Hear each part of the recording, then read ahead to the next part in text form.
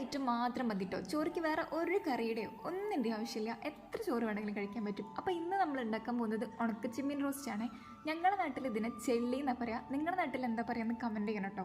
അപ്പം നമ്മൾ ഉണക്കച്ചെമ്മീൻ നന്നായി റോസ്റ്റ് ചെയ്തെടുത്തിട്ട് ആ സെയിം ചട്ടിയിലേക്ക് തന്നെ വെളിച്ചെണ്ണ ഒഴിച്ചിട്ട് ചതച്ച് വെച്ചിട്ടുള്ള വെളുത്തുള്ളി, ചെറിയുള്ളി, കരിവേപ്പില നന്നായിട്ടൊന്ന് വഴറ്റിയെടുക്കുക. അതിലേക്ക് വലിയ ഉള്ളിയും ആവശ്യത്തിന് ഉപ്പും കൂടി ചേർത്തിട്ട് നന്നായി മിക്സ് ചെയ്ത് വഴറ്റിയെടുത്തതിന് ശേഷം മസാലകളായിട്ടുള്ള മുളക് പൊടി, മഞ്ഞൾപ്പൊടി, മല്ലിപ്പൊടി, മുളക് പൊടി കുറച്ച് കൂടുതൽ ഉണ്ടായിക്കോട്ടെ.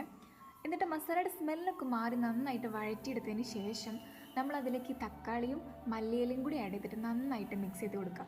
അതിലേക്ക് നമ്മൾ നേരത്തെ റോസ്റ്റ് ചെയ്ത് വെച്ചിട്ടുള്ള ഉണക്കച്ചെമ്മീനും കൂടി ആഡ് ചെയ്തിട്ട് നന്നായി മിക്സ് ചെയ്തെടുത്താൽ നമ്മൾ സംഭവം ഇവിടെ സെറ്റാണ്.